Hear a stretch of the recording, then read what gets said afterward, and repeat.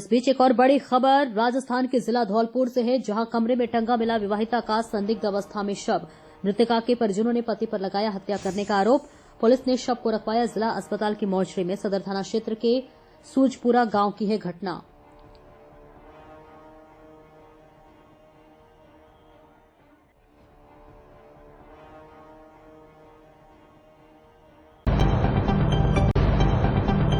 आगरा से बड़ी खबर सामने आ रही है। मॉर्निंग वॉक पर गए युवक को अज्ञात वाहन ने रौंदा। युवक की मौके पर हुई मौत। सूचना मिलने पर पहुंची पुलिस। मौके पर पहुंची पुलिस शिनाख्त कराने के प्रयास में जुटी। आगरा थाना ट्रांस यमुना क्षेत्र के मंडी समिति के पास की घटना।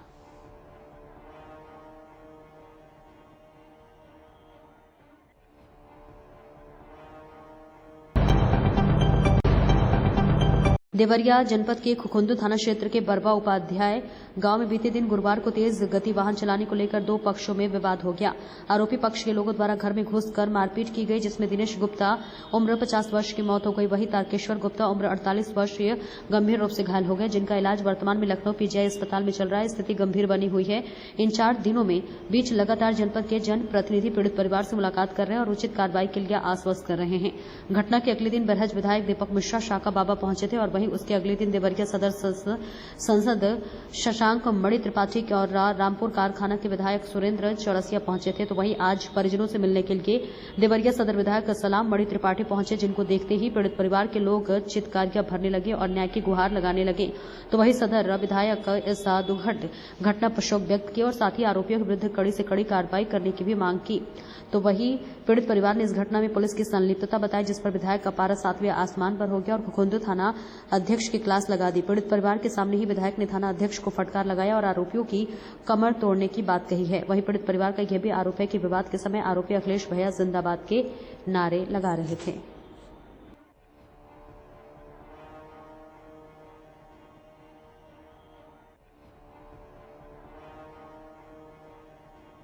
इस निर्मम हत्याकांड में प्रदर्शियों का ये कहना है कि डेड बॉडी वहीं पे पड़ रही है और 1 घंटे तक पुलिस प्रशासन ने कोई कार्रवाई नहीं की। देखिए, बहुत ही दुर्भाग्यपूर्ण घटना है, बहुत ही दुखद घटना है और प्रशासन मौके पर पहुंचा है। प्रशासन ने कार्रवाई की है। 7 लोग गिरफ्तार किए गए हैं।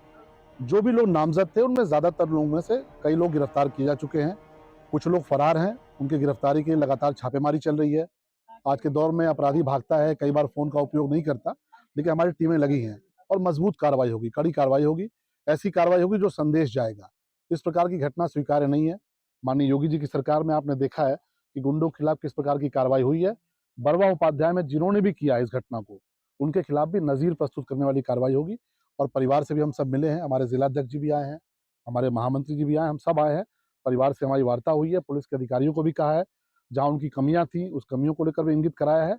और हम सब इस घटना से बहुत मर्माहत हैं। इस प्रकार की घटना सभ्य समाज में कतई स्वीकार नहीं की जा सकती। मैं सिर्फ इतना कहूंगा कि जिन्होंने भी घटना किया है, जिन्होंने भी इस घटना को अंजाम दिया है, वो अपना परिणाम, कठोरतम परिणाम भुगतने के लिए तैयार हैं। कठोरतम परिणाम भुगतना पड़ेगा। लोगों का ये कहना है कि हत्या करने के बाद अखिलेश यादव जिंदाबाद के नारे लग रहे हैं। अब देखिए, जो भी लगाए हैं नारे, सब इन्वेस्टिगेशन का पार्ट है। मैं सिर्फ एक शब्द कहूंगा, क्या नारे लगाए उन्होंने, कौन लोग हैं, किस प्रकार की उन्होंने गुंडई की है, ये सबको पता है। मैं सिर्फ एक बात कहूंगा कि जिन्होंने भी इस घटना को अंजाम दिया है, जोश में आके, उन्माद में आके घटना तो अंजाम दे दी, लेकिन कठोरतम परिणाम भुगतना पड़ेगा। कठोरतम कार्रवाई के लिए पीएम मोदी आज एआई समिट में करेंगे शिरकत। डिनर पर फ्रांस के राष्ट्रपति मैक्रो और यूएस के राष्ट्रपति जेडी वेंस के साथ हुई चर्चा। पंजाब में कैबिनेट बैठक स्थगित कर दिल्ली पहुंचे आप विधायक। अरविंद केजरीवाल के साथ आज होगी मीटिंग। दिल्ली को मुख्यमंत्री मिलने में लगेगा समय, बीजेपी तय नहीं कर पा रही नाम। निर्मला सीतारमण आज लोकसभा में बजट पर चर्चा का देंगी जवाब। न्यू टैक्स बिल भी हो सकता है संसद में पेश। कर्नाटक में बीजेपी बनाम बीजेपी, सांसद की आपत्ति के बाद रुकी चिक्काबल्लापुर के नए जिलाध्यक्ष की नियुक्ति। हार से हताश केजरीवाल, दिल्ली विधानसभा चुनाव में हार के बाद आज तीसरे दिन भी होगी आपकी समीक्षा बैठक। बुरे फंसे अनिल विज, अपनी ही सरकार पर सवाल उठाना पड़ा महंगा, खतरे में पड़ सकता है मंत्री पद। छत्तीसगढ़ नगरीय निकाय चुनाव की वोटिंग, 10 निगम 49 पालिका में डाले जा रहे वोट। कर्नाटक बीजेपी अध्यक्ष विजेंद्र को हटाने की मांग खारिज। येदियुरप्पा के बेटे हैं विजेंद्र। भाजपा ने शिकायतकर्ता विधायकों नेताओं को ही दिया नोटिस। माघी पूर्णिमा से पहले प्रशासन का बड़ा फैसला। महाकुंभ मेला क्षेत्र और प्रयागराज में सभी तरह के वाहनों पर प्रतिबंध। साफ मौसम के बीच प्रदूषण ने बढ़ाई दिल्ली वालों की चिंता। AQI 400 से ऊपर दर्ज। मार्क जुकरबर्ग का बड़ा खुलासा। कहा पाकिस्तान में मुझे सूली पर लटकाने की कोशिश, वहां जाने का प्लान नहीं। सामने आया ट्रंप का कब्जे वाला प्लान। फिलिस्तीनियों के पास नहीं होगा गजा पट्टी में लौटने का अधिकार। अमेरिका में एयरपोर्ट पर ही 2 विमान आपस में भिड़े। एक यात्री की गई जान। सभी उड़ानों को रोका गया। अमेरिका के बाद ब्रिटेन में भी अवैध लोगों की धरपकड़ तेज। भारतीय रेस्तरां निशाने पर। अब तक 607 गिरफ्तार। नए शिखर पर सोना। कीमतों में आया भारी उछाल। कीमतें 2430 रुपए बढ़कर 88,500 रुपए प्रति 10 ग्राम। ट्रंप की धमकी से सहमा बाजार। सेंसेक्स निफ्टी हुए धड़ाम। रुपया भी फिसला। प्रयागराज एयरपोर्ट से संगम तक अब मिलेगी हेलीकॉप्टर सुविधा। ऑनलाइन करनी होगी बुकिंग। जनरेटिव AI से 45% तक बढ़ेगी IT क्षेत्र की उत्पादकता। शीर्ष IT कंपनियां कर रही AI का इस्तेमाल। बैंकों में नकदी की किल्लत। कर्ज की किस्त घटने में लग सकते हैं 3 माह। रेपो दर घटने के बाद अहम बदलाव। भारत की अग्रणी वाणिज्यिक इलेक्ट्रिक वाहन विनिर्माता कंपनी खालसा ई-व्हीकल्स प्राइवेट लिमिटेड ने आगरा के फाउंट नगर स्थित यादव मार्केट में अपना पहला रिटेल आउटलेट लॉन्च किया है। लॉन्च कार्यक्रम में प्रतिष्ठित अतिथियों, उद्योग विशेषज्ञों और प्रमुख हितधारकों को उपस्थित देखी गई, जिसमें ये शहर के परिवहन परिदृश्य के लिए ऐतिहासिक अवसर बन गया। आउटलेट में ऑटो रिक्शा और माल ढुलाई वाहन सहित खालसा ईवी के वाणिज्यिक वाहनों की एक विस्तृत विविधता होगी।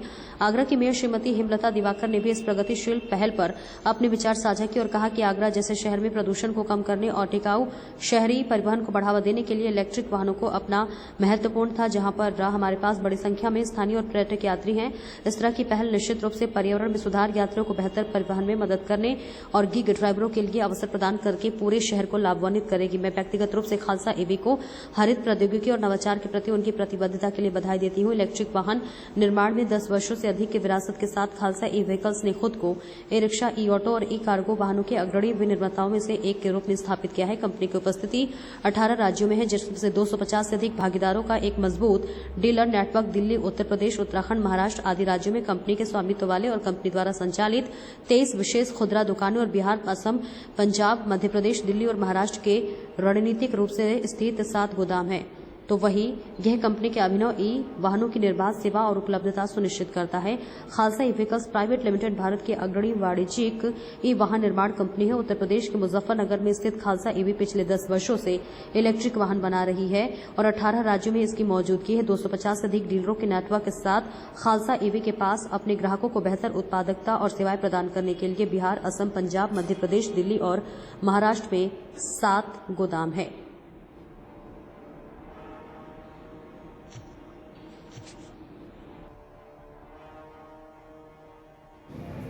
आज आपने खालसा शोरूम का उद्घाटन किया है, क्या है पूरी जगह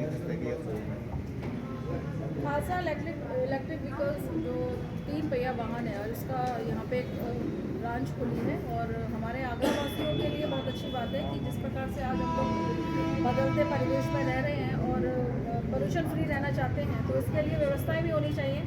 तो मैं खालसा ग्रुप को धन्यवाद दूँगी कि उन्होंने आगरा में भी अपना एक शोरूम बनाया है और मीडिया के माध्यम से जनता से भी कहूँगी कि वो लोग जो हमारे पास अभी तक हमारे पास पेट्रोल और डीजल वाले वाहन हैं, धीरे धीरे हम लोग बैटरीज पर आए और अभी आप लोग देख रहे हैं कि अब तो इलेक्ट्रिक वाहन हमारे पास आ गए हैं। हमारे पास अभी मैंने लगभग आगरा में कई शोरूमों में जाकर देखा जहाँ पर 2 व्हीलर्स भी आए हैं हमारे आगरा में और अभी आज 3 व्हीलर्स भी आज हमारे पास हैं।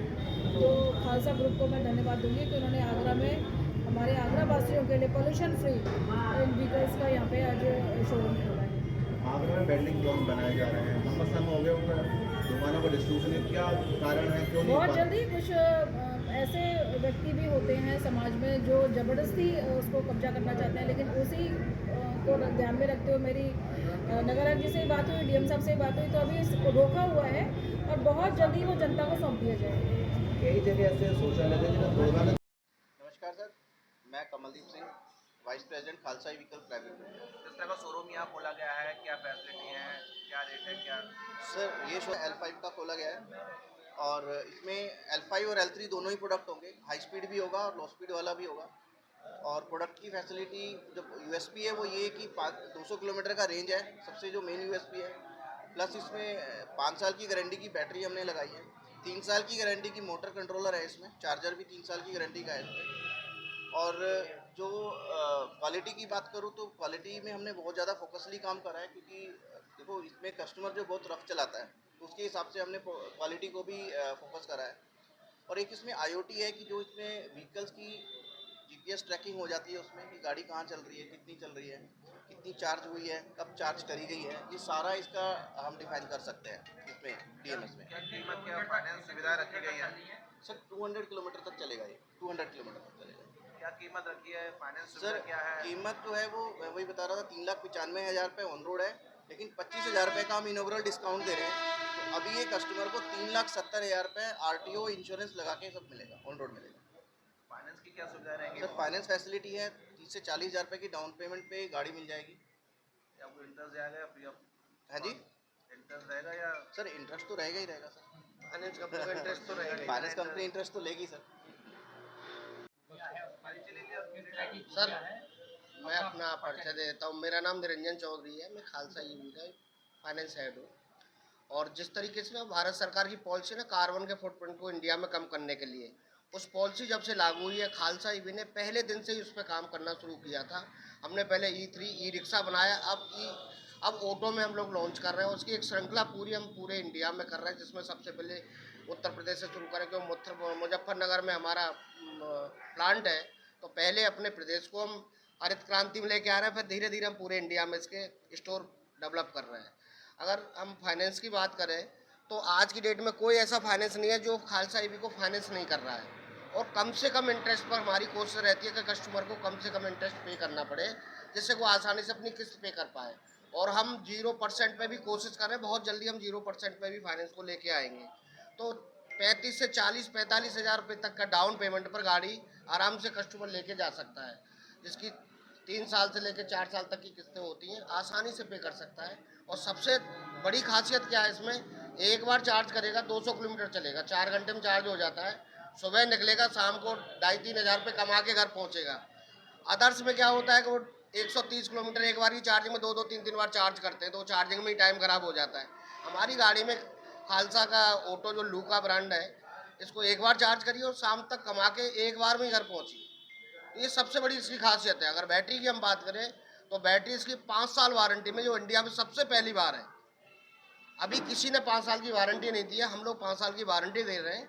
और अनकंडीशनल वारंटी है, जिसमें अगर डीलर चाहे, अगर डीलर चैनल हमारे होंगे तो उसको 2 साल एक्सटेंड भी कर सकते हैं। 7 साल तक बैटरी चलेगी। बैटरी इतनी सॉलिड है, टाटा की इलेक्ट्रा बैटरी चला है। 10 साल की लाइफ है वैसे, 10 साल की लाइफ है बैटरी। 4,000 की चार्जिंग है। होगा या सर्विसिंग क्या है? रिप्लेसमेंट होगा सर बैटरी का, अगर उसमें कंडीशन पे डिपेंड रहेगा जिस तरीके से है। और ऑल ओवर ऑटो की वारंटी 3 साल की है। सेल रिप्लेस होता है, cell. Very good morning to all of you. मेरा नाम तुषार कपूर है और मैं खालसा ईवी से एज अ रीजनल मैनेजर बात कर रहा हूँ। मुझे आगरा की जनता से गुजारिश रहेगी कि हम अपना एक नया प्रोडक्ट L5 और L3 जो कि पैसेंजर व्हीकल्स है वो लेके आए हैं। और हमारी जो कंपनी है वो मुजफ्फरनगर में हमारा प्लांट है। और तो मैं आपके जितनी भी जनता है उनसे गुजारिश करूँगा कि वो एक बार हमारे व्हीकल्स को यूज़ करें, क्योंकि हम जितने भी बड़े बड़े ब्रांड्स हैं उनको कंपटीशन के लिए हम अच्छी सर्विस और सेफ्टी के तौर पर हम अपना प्रोडक्ट लेके आए हैं। बिकॉज़ आज की तारीख में जो ड्राइवर्स होते हैं, जो भी ऑटो चालक होते हैं, उनको चाहिए रेंज। तो उसके अकॉर्डिंग हम रेंज अच्छी लाए as compare to other market. हमारा 1 टाइम चार्जिंग पर 200 किलोमीटर्स हम क्लेम कर रहे हैं व्हीकल्स पे, जिसमें अभी हमारे पास 1+3 मॉडल है और आने वाले टाइम में और भी अच्छे मॉडल्स हमारे पास अपग्रेड होंगे। इसमें हमारा ऑलरेडी काफ़ी सारे हमारे पास फंक्शन है, जिसमें हमारे पास ट्रैकिंग भी हम दे रहे हैं, जिससे आप अपने घर बैठे अपने पूरी गाड़ी को घर पर बैठ के ट्रैक कर सकते हैं। प्लस बैटरी इसमें हम आपका 12 किलोवाट का बैटरी पैक दे रहे हैं, जिससे आप गाड़ी को आसानी से घर पर चार्ज करके चला सकते हैं। तो आपसे गुजारिश रहेगी, आप आइए, गाड़ी को एक बार चलाइए और अपना एक्सपीरियंस लीजिए और गाड़ी को आगे सेल करेगी। Thank you. धौलपुर से बड़ी खबर। पुरानी रंजिश को लेकर युवक पर किया पत्थरों से हमला, युवक हुआ गंभीर रूप से घायल। घायल युवक को किराया जिला चिकित्सालय में भर्ती। तो वही घायल युवक ने बताया आरोपियों ने की हवाई फायरिंग। बाड़ी सदर थाना क्षेत्र के बिजौली गांव के पास की बताई जा रही है घटना।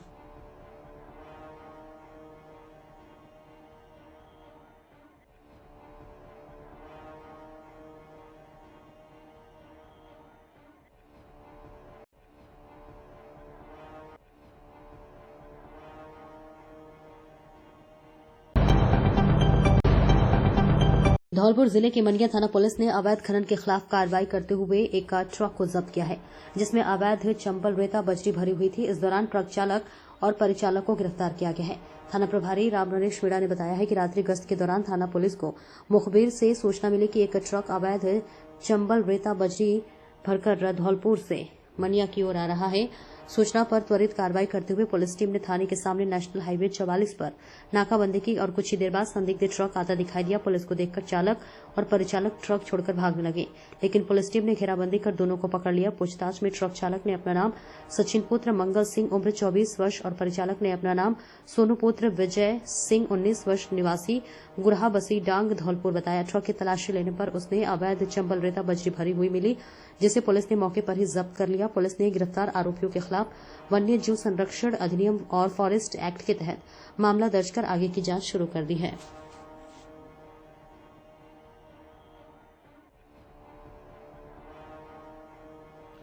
रात्रि को जरिए मुखबिर सूचना मिली थी कि एमपी की तरफ से एक डंपर है जिसके अंदर प्रतिबंधित चंबल रेता भरा हुआ है। सूचना पर पुलिस थाना मनिया की टीम के द्वारा नाकाबंदी की गई और दौरान नाकाबंदी जो हमको जिसका इनपुट था उस गाड़ी को हमने रुकवाया। उस चेक किया गया तो उसके अंदर दो व्यक्ति थे, एक चालक और परिचालक। उनसे पूछा गया, उनके नाम पते पूछे गए। उन्होंने बताया कि साहब मेरा नाम सचिन सनो मंगल सिंह गुजर गुरहा मुतावली PS बसे डांग, दूसरे का नाम सोनू सनो विजय गुजर, ये भी गुरहा मुतावली बसी डांग थाना के रहने वाले थे। गाड़ी को चेक किया गया तो उसके अंदर चंबल रेता भरा हुआ था। दोनों को हमने गिरफ्तार किया है, गाड़ी को जब्त किया है, प्रकरण पंजीबद्ध किया है। आज न्यायालय में पेश करके उनको पुलिस रिमांड प्राप्त कर रहे हैं और जानकारी करेंगे कि और इस गिरोह के अंदर कौन कौन सम्मिलित है।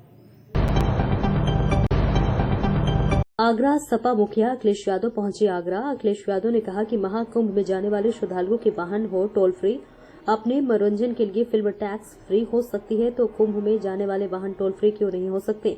दिल्ली चुनाव परिणाम पर कहा कि हार बहुत कुछ सिखाती है, पर मिल्कीपुर सीट पर लूट हुई। भाजपा अयोध्या हारी है तो एक सीट पर पूरी शक्ति लगा दी। मिल्कीपुर सीट के लिए BLO सम्मानित होने चाहिए। दिल्ली में आम चुनाव के आम आदमी पार्टी के सामने कांग्रेस चुनाव लड़ने पर कहा कि हार बहुत कुछ सिखाती है, जनता के फैसले का स्वागत। दिल्ली चुनाव परिणाम के बाद इंडिया गठबंधन और मजबूत होगा। कुंभ भगदड़ में मौत के आंकड़ों को सरकार क्यों पीछा रही है, सरकार क्यों छिपा रही है, इसलिए ताकि मुआवजा न देना पड़े। कुंभ में 40 करोड़ के आंकड़े को पार करने के लिए सरकार हर शाही स्नान के बाद सरकार करोड़ों का आंकड़ा जारी करती है।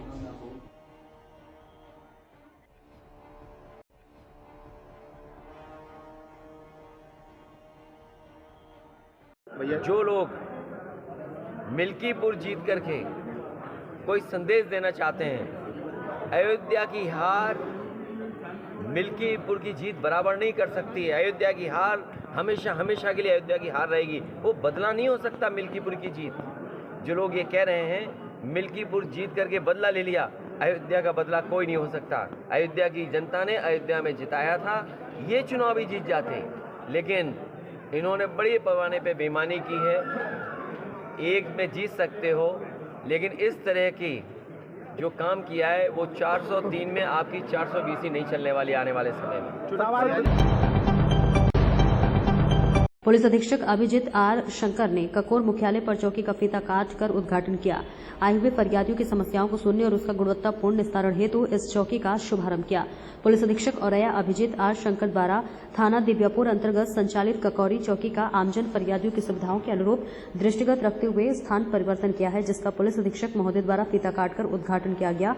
इस दौरान अपर पुलिस अधीक्षक औरैया आलोक मिश्रा व क्षेत्राधिकारी नगर महेंद्र सिंह तथा अन्य अधिकारी कर्मचारीगण उपस्थित रहे।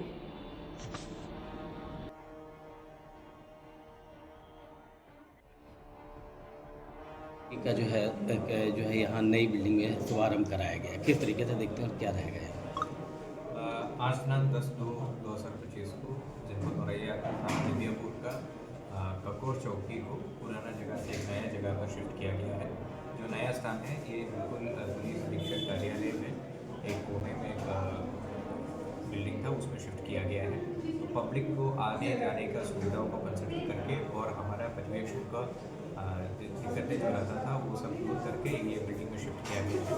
इस बिल्डिंग में पूरा सुविधा है, एक छोटा सा पैंट्री टाइप का जगह भी है जिसमें से चौकी वालों को अगर रात में रुके कुछ चाय वाय पीना है तो वो भी हो जाएंगे, और जो भी फरियादी आएंगे उनको भी पूरा सुविधा है, टॉयलेट और उनको बैठने का जगह भी पर्याप्त हो गया है।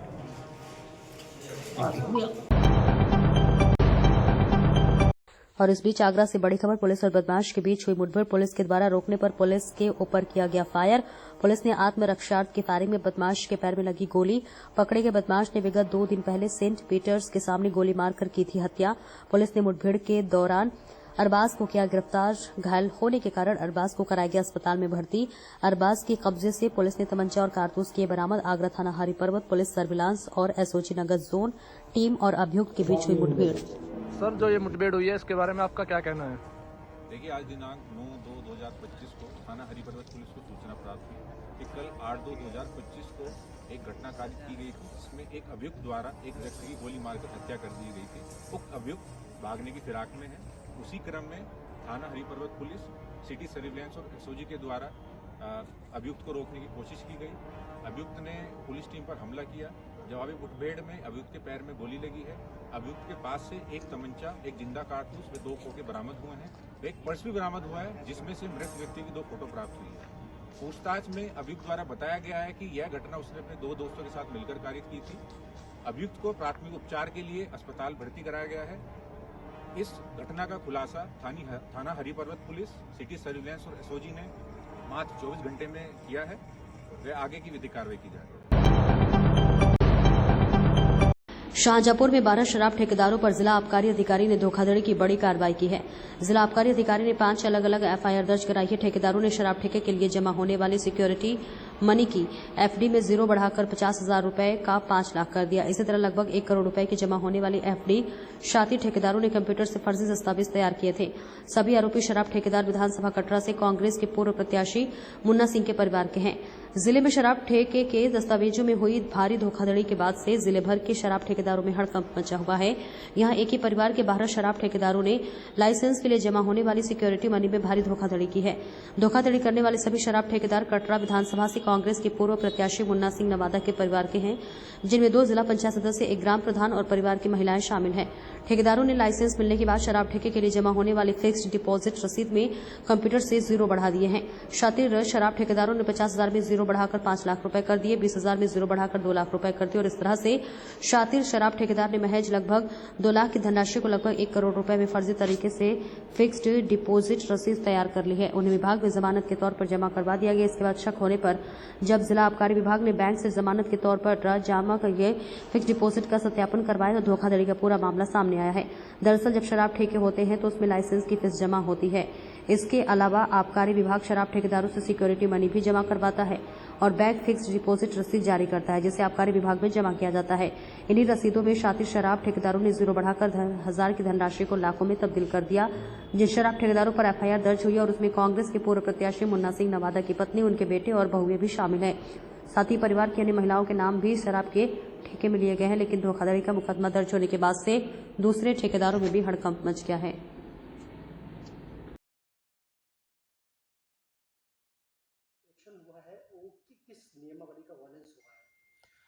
जनपद शाहजहांपुर में देशी शराब की कतिपय अनुज्ञापियों का, जब ये हम रूटीन वाले चेकिंग करा रहे थे तो हमारे पास प्रतिभूति के रूप में एफडी जमा रहती हैं। उन एफडीओं को जब बैंक से सत्यापन कराया तो उनमें अमाउंट और समय से पहले उनका टूट जाना एक प्रकरण संज्ञान में आया। यद्यपि उन दुकानों पे 20-21 का ये ऐसे प्रकरण है, किसी तरह का राजस्व की हानि तो नहीं है, लेकिन उनके द्वारा एक शपथ पत्र दिया जाता है कि हम जितने भी दस्तावेज पुरावे को प्रस्तुत करेंगे वो स्वच्छ और शुद्ध रूप में सत्य होंगे।